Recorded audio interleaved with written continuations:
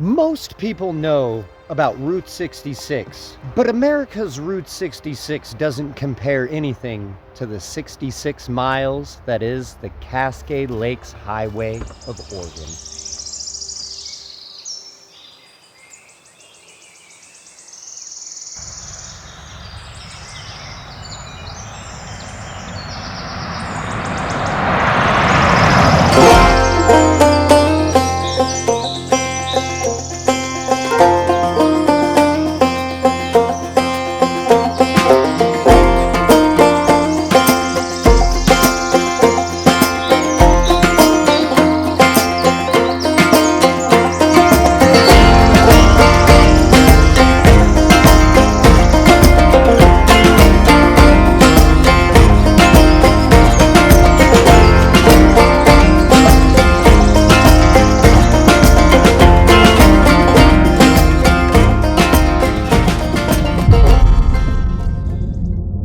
Welcome to the Cascade Lakes Highway. This is the most southern end of the Cascade Lakes Highway and where it all begins on our journey.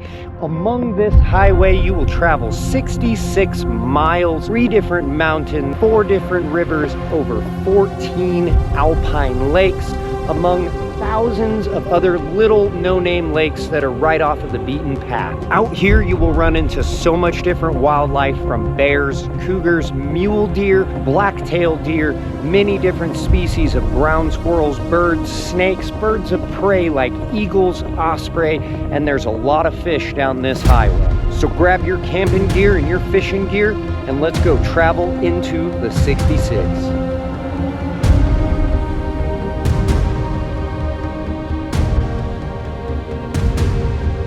I think one of the coolest things on the Cascade Lakes Highway that you're going to see first is you're going to see such a mixture of ground vegetation, from manzanita bushes to sagebrush and bitterbrush, but we're also going to see a huge difference in the forest, having a mixture of both the ponderosa pine and having Douglas fir. This makes for just an absolute beautiful view as you're driving along, so definitely make sure to look out the window. A couple of miles down the highway and we are here at the beautiful Davis Lake, where we will first start our journey.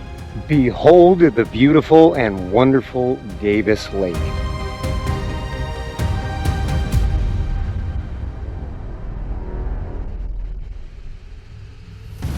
This lake was formed when scientists say over 5,000 years ago. The small cinder cone inside of this lava pack, which produced this very giant lava flow, and it naturally dammed up Odell Creek, creating Davis Lake.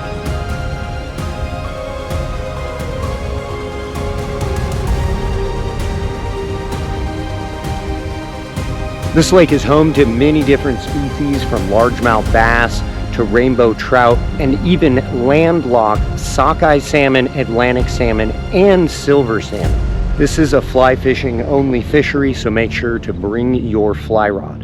One interesting and historical property of Davis Lake here and the Davis Lake lava flow is that during the Apollo missions, the Apollo 15 missions, James Irwin and his team came to this very lava flow to conduct training for the missions to geologically survey the moon. Now, while they were training and everything out here on this lava flow, afterwards when they went to the moon, they obviously took all kinds of rock samples from the moon and brought them back to the Earth.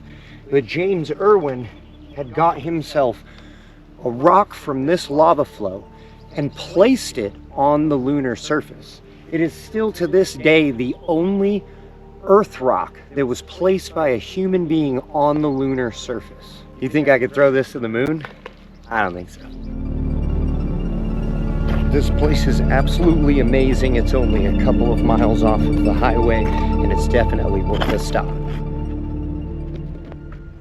Just 3 or 4 miles down the highway, you come to the other side of the lava flow and you come to this, the Davis Channel. Now, all of this water has been going through all of this lava rock, through little tunnels and caves to eventually just pop out on the other side of this lava flow right here, which then goes and forms one arm of our next stop, the second largest reservoir in Oregon, Wickiup Reservoir. And here we are now at Wickiup Reservoir.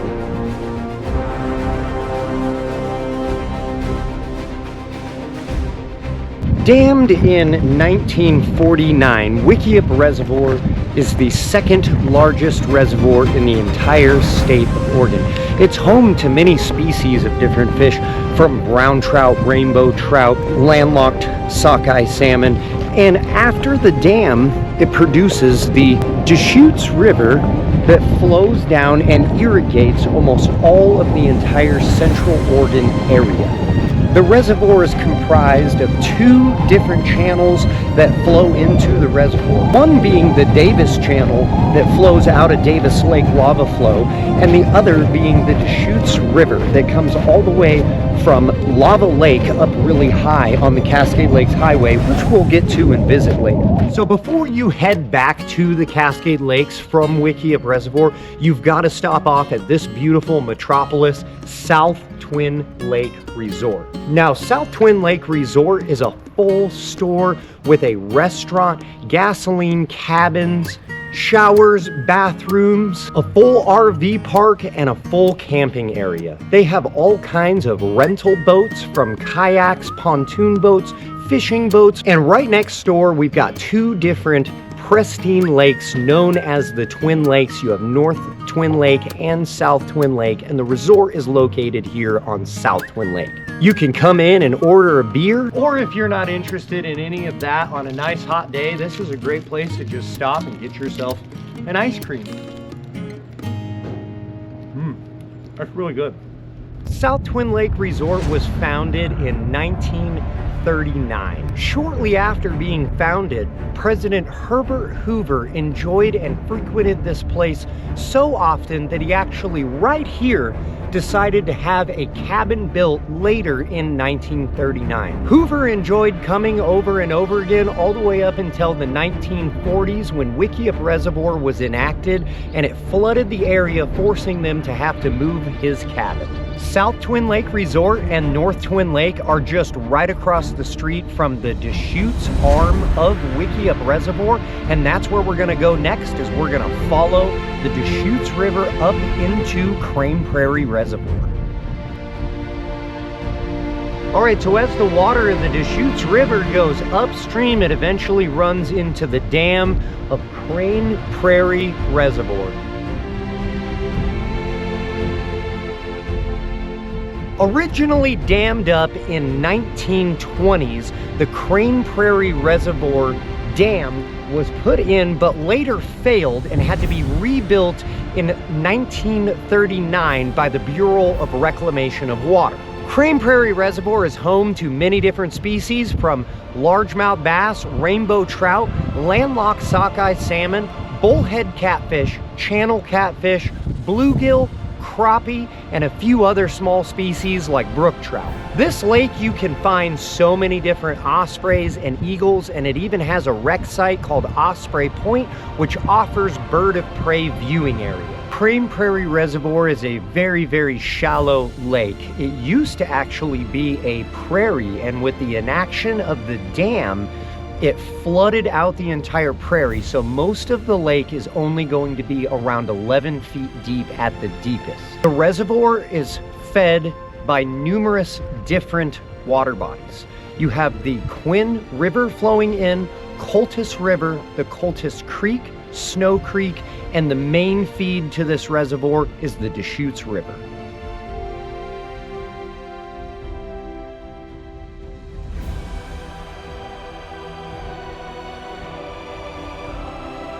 Here we are at the Crane Prairie Resort and Lodge. They have many amenities for you guys here. We've got camping, RV parks. They actually have fully furnished apartments. You can rent teepees. You can rent all different types of boats out of here, from fishing boats to kayaks to canoes. There's pontoon boats. They have their own guide here, so you can book a trip with the guide. This resort was originally created in the 1950s and later in the 1970s. In 1973, this resort was purchased, and it was initially just a little shack. By 1975, it was built into the beautiful resort that you see and love today. Another really cool fact of Crane Prairie Reservoir is that this is the home of the native trout that Oregon Department of Fish and Wildlife uses their genetics for the entire broodstock program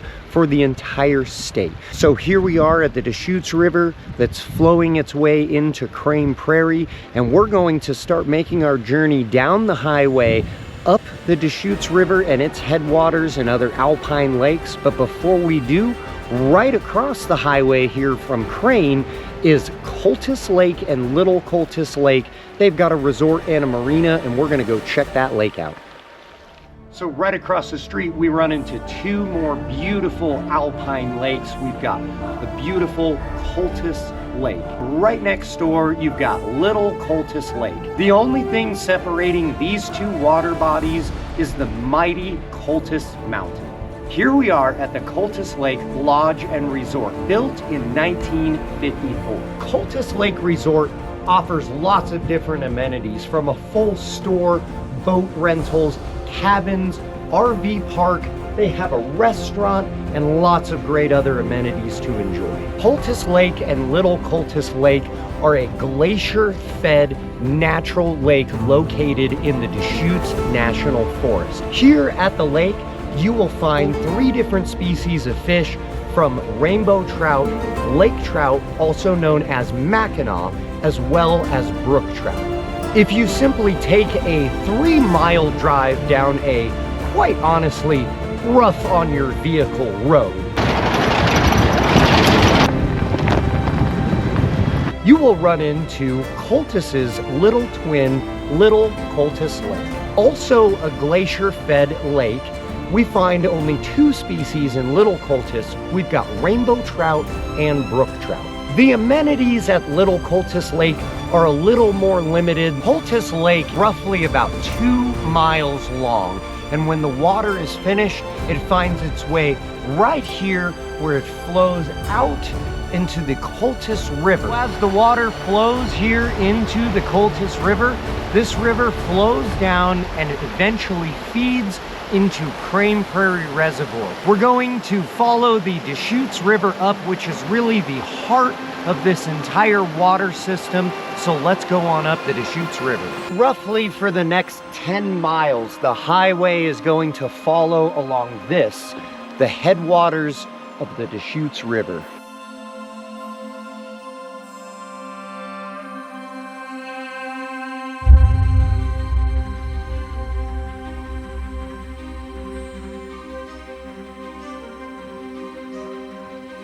This watershed coming from Wickiup Reservoir flowing up is going to continue to go all the way up towards the mountains and create Lava Lake. As you can see at this moment, it's very little, but don't let her size fool you, because this river is going to become 252 miles long.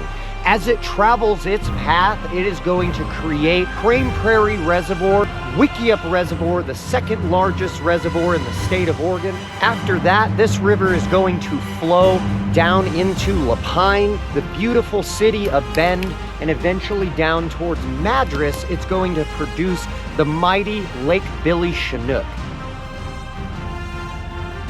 After Lake Billy Chinook, this river system is going to start to become Lake Centustus.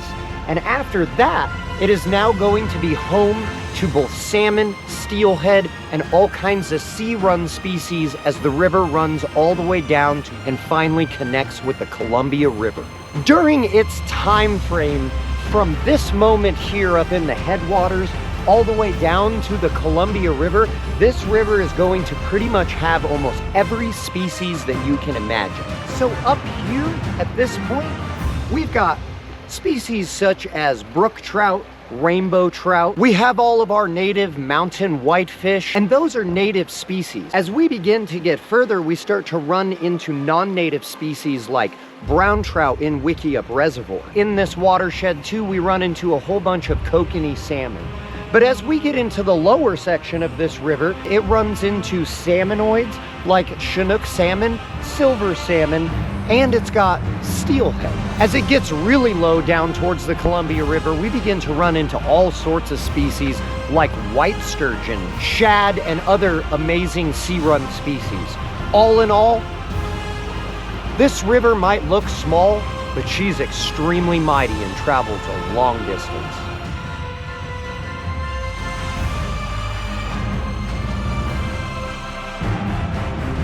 An interesting fact about this river is that the Deschutes has gone over the years to be known by many different names.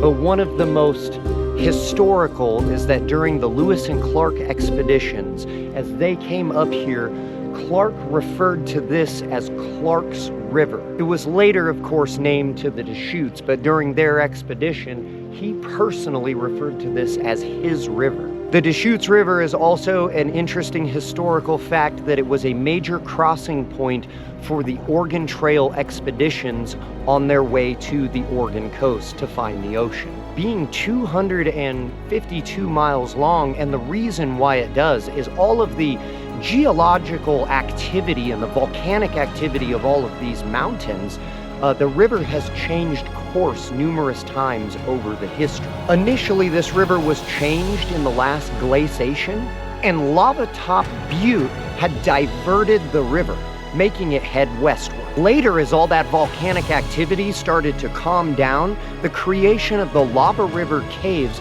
diverted the direction of the river yet again, and it sits in its current state that we know and the location that it travels in present day. You know how rivers are. They follow the area of easiest resistance. I think I could take some advice from the river.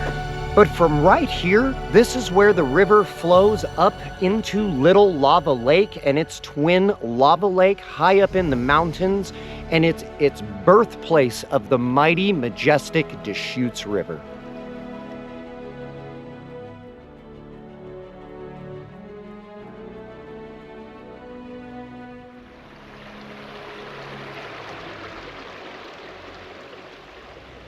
So right here, the headwaters of the Deschutes is birthed and created.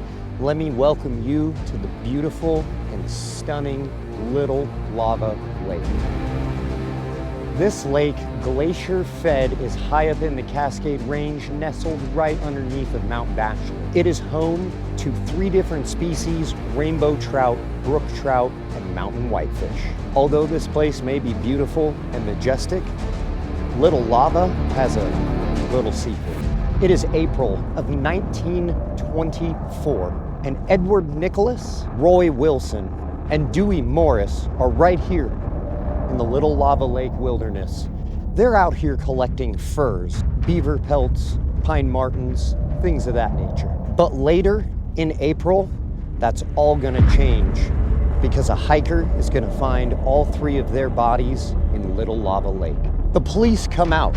They conduct a full investigation, but the murders go unsolved. A couple years goes by, the police do their investigation, and they believe that they've found their man, a man that goes by the name Himsey.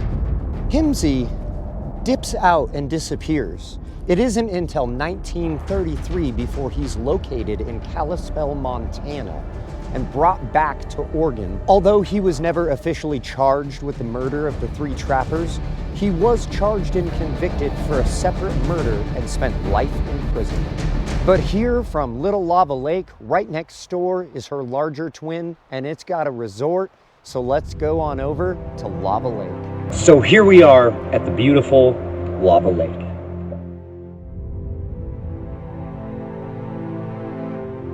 Nestled in the Deschutes National Forest, Lava Lake is a glacier-fed lake sitting right beneath South Sister, Broken Top, and Mount Bachelor. This lake, high up in the Cascades, sits at over 4,700 feet above sea level. The lake is home to 3 different species, from rainbow trout, brook trout, and the resort does a controlled population of the tui chub. Now, although on the surface, this lake isn't technically the birthplace of the Deschutes River, it truly is, because this glacier fed by Mount Bachelor behind me then goes under the lava cast through crevasses and caves and feeds its little sister next door, Little Lava Lake. Some of these alpine lakes that have resorts won't open until later into the summer when it becomes t-shirt weather. But out here today, it is most certainly t-shirt weather, so the Lava Lake Resort is up and operational, so we're gonna go check out the Lava Lake Resort. The resort offers many different amenities, from rental boats, which can be fishing boats, kayaks, pontoon boats, and canoes. They offer a full store with fishing gear, beer. They have all kinds of merchandise, including shirts and hats, and lots of other amazing things for you guys to check out. Right here, the resort started initially by Ken and Lorraine Gales having a tent right here on the side of Lava Lake and offering essential gear and fishing gear to the public. Later in 1959, Ken and Lorraine Gales built this, a beautiful log cabin resort, which still stands today at Lava Lake Resort. Later in the 1980s, this resort was taken over by the Frazies family, and they took care of this resort all the way currently until 2025, when we had Travis and Megan Courier come in and take care of the resort. They plan to hold the candle and keep this family-friendly resort operating the same way that we have seen it since the 1960s. So just a couple of miles down the highway from Lava Lake, we're gonna run into this, the Elk Lake Loop. And just a couple of miles down Elk Lake Loop, we run into the beautiful Hosmer Lake.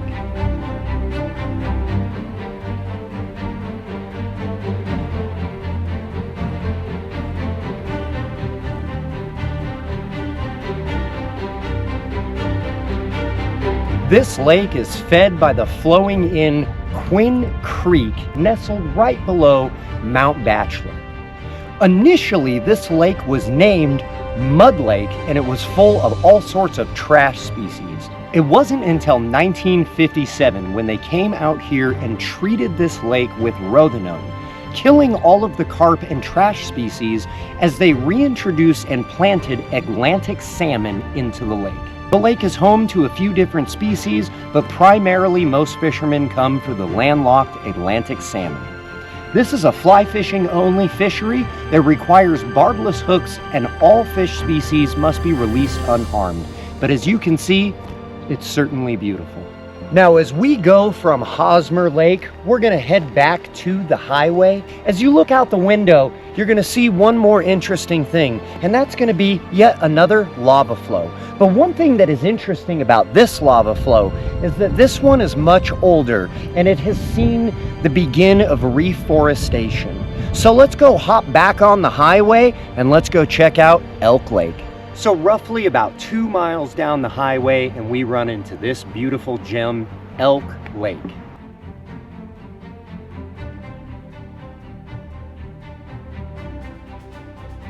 Yet another alpine lake nestled right beneath Mount Bachelor. This is yet another glacier-fed natural lake with 4 species of fish dwelling inside of the lake. We have got rainbow trout, brook trout, kokanee salmon, and mountain whitefish.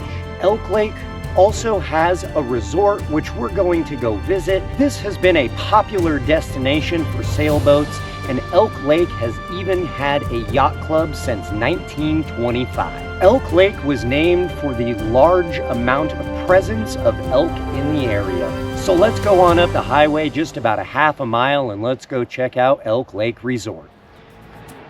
The Elk Lake Lodge. Buzzing today with absolute popularity, as this has been a destination since the early 1920s for recreation goers, offering a full store, different types of rental boats, and other amazing recreational opportunities. But it's a beautiful day out here in the sun and a great spot to bring the family. Elk Lake Resort is currently under renovations at this time, so we couldn't get quite a closer look, but their renovations will be complete and ready for you when you come and visit. Not but a half of a mile down the road from the Elk Lake Resort, we have the Elk Lake Guard Station. This guard station has passed the test of time, being built in 1929, and it even had a lot of issues during the early Great Depression to keep this place with employees and taken care of. Today it still sits in its beautiful state right here along Elk Lake and is as pristine today as it was in 1929.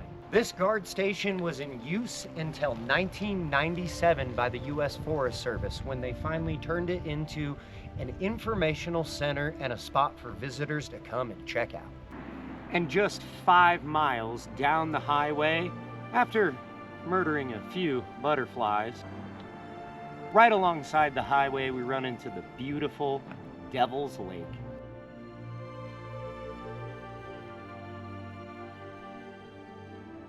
This lake, naturally fed by glaciers, was named by the old native Indians of the area. They had believed that there was a monster fish that dwelled within Devil's Lake, giving it its name, Devil's Lake. It's an extremely shallow lake, but beautiful turquoise water, and a lot of people like to recreate on it with kayaks and paddleboards. It's home to our traditional species of fish like rainbow trout and the native mountain whitefish. Devil's Lake sits inside of a crater basin. The crater basin was created by this that we're on right here, which is known as the Devil's Chain lava flow. A massive lava flow that is coming all the way from South Sister, producing a low point so that Devil's Lake can be created. On the other side of the lava flow, we have one of the next flowing in water bodies of our next stop, Sparks Lake. It's known as Satan Creek. The Devil's Chain, Devil's Lake, Satan's Creek, is there like a Fluffy Bunny Way around here or something? The sheer amount of geology around this area is absolutely breathtaking.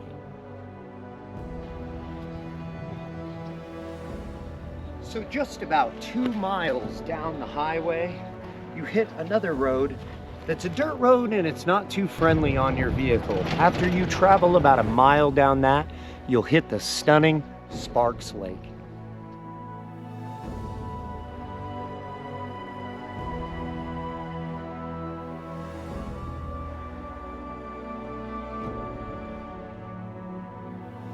Sparks Lake was formed over 10,000 years ago when the last volcanic eruption from Mount Bachelor created a damming section of the upper Deschutes River, creating Sparks Lake. Today, it has not only that underground glacial-fed waterway flowing into it, but it also has Satan Creek from over there by Devil's Lake, Goose Creek, Fall Creek, and Soda Creek, all flowing into it to produce Sparks Lake. The lake is named after Liggy Sparks, who was a pioneer of the early 1900s that used to graze cattle right here along the grasslands of Sparks Lake. The first documented explorers to Sparks Lake was R.L. Williamson and Phil Sheridan, who were out here surveying for the railroad in early 1855. So Sparks Lake has some serious deep-rooted history. So this whole time I know that you've been seeing them, so let me introduce you to the 3 beautiful mountains we've got. South Sister, Broken Top, and then you have Mount Bachelor. One thing that's really interesting about these 3 mountains is that we currently have all 3 different types of active and inactive volcanoes. For example, Mount Bachelor is an active but yet dormant volcano, while we have Broken Top is actually a completely extinct volcano. all of its glaciers have fallen off of it and eroded it away in a state of total extinct and dead. And then off to my right, we've got South Sister. And South Sister is a full active volcano. You can hike up there and even see steam vents. So it's interesting that we have 3 different volcanoes in all different stages. Mount Bachelor has a full ski resort on it open for the winter time that was founded in 1958. It still to this day is a world-renowned pristine ski resort that people travel many miles to come and visit. Out here in summer though, it's also extremely beautiful. When you travel another 2.7 miles down the highway and then take a ½ mile dirt road, and then you take a nice little walk down a beautiful creek and a waterfall, you run into the beautiful Todd Lake.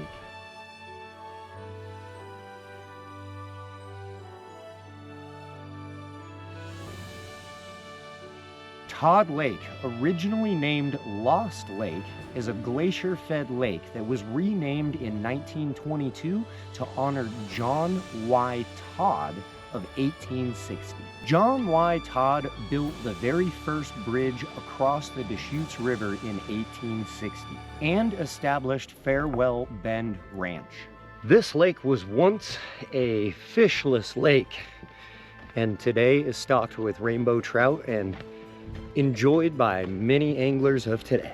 This lake is nestled at 61,000 feet above sea level, nestled right next to Broken Top and South Sister, and it's worth a stop. So after we leave Todd Lake, the highway wraps around Mount Bachelor and heads down the hill towards the end of our journey.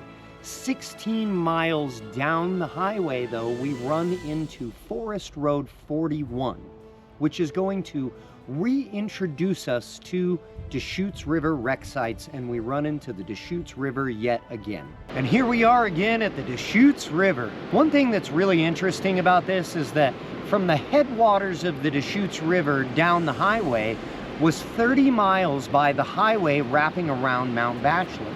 But the river has taken a course that is over 70 miles to reach the same location where we meet again. This is obviously because the river has flown all the way through all of the geology of the area, including lava top buttes lava flow that diverts the river drastically. But we're gonna jump back on the last section of the highway as we enter into the beautiful city of Bend, Oregon. And when you get to the end of the highway, you run into the beautiful city of Bend. Bend was originally established in 1870. Later in 1886, a post office was built and the settlement was officially named Bend. Later in 1916, the old mill was built right on the Deschutes River, producing an enriched economy as they sent logs down the Deschutes River and birthing the beautiful Bend of today. People of Bend can do many different things these days, from hiking, biking, catching a concert right next to the river. Downtown offers all kinds of little shops and amenities, and this is obviously the best place to stay if you're going to visit the Casecade Lakes Highway, as there's many different lodging opportunities. You can visit the shops downtown, catch a show at the Tower Theater. Other amenities close by Bend are awesome places such as the High Desert Museum or visiting somewhere like Lava Top Butte and the Lava River Caves. Another historical fact of Bend is that in 1987, Joshua Pardee was born right here in Bend. Well, I mean, it's a historical fact, but this is where our journey is going to come to an end. So I've been your host, Joshua Pardee. Thanks for taking this journey with me down the 66. Until the next journey, you guys, we'll see you.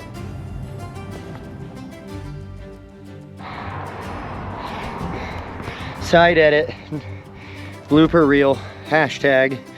We are climbing the Devil's Chain right now next to South Sister. And I'm just giving Lewis a hard time right now. Come, Mr. Frodo. We've almost made it to the top of Mount Doom. We must take the ring back from whence it came. Pressure. Come, Mr. Frodo. We have now destroyed the ring, but we don't have a giant eagle to come pick us up. We have to climb down, so let's go. Cheese and rice. Phrases. Phrases. That's just funny. Big shout out to Lava Lake Resort because we're out on a rental boat right now so that we can go get shots that we need of them controlling the population of Tui Chub. So just big shout out to them, you know. I bought a hat, we bought a shirt. They let us take out a rental boat. Here we are pulling up on their buoys. Ooh, mosquitoes, gangster. Travis and Megan Courier. You got it. You can make it down this way. Do not make your way down this road. Don't do it.